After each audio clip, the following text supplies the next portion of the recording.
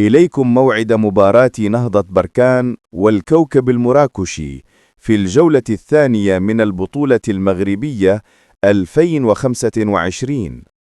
لكن قبل البدء في التفاصيل، لا تنسوا الاشتراك والإعجاب بالفيديو ليصلكم كل جديد.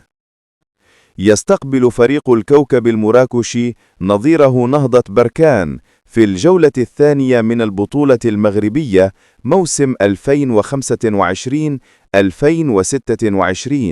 يوم الثلاثاء 16 شتنبر 2025 على أرضية ملعب الحارث بمراكش.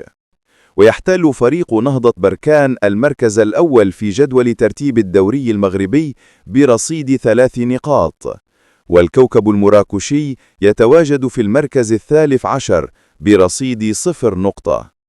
وستنطلق مباراة نهضة بركان والكوكب المراكشي في تمام الساعة 8 مساء بتوقيت المغرب، تونس والجزائر، الساعة 10 مساء بتوقيت مصر والسعودية. وسيتم نقل مباراة نهضة بركان والكوكب المراكشي مباشرة عبر القناة الرياضية المغربية إن شاء الله.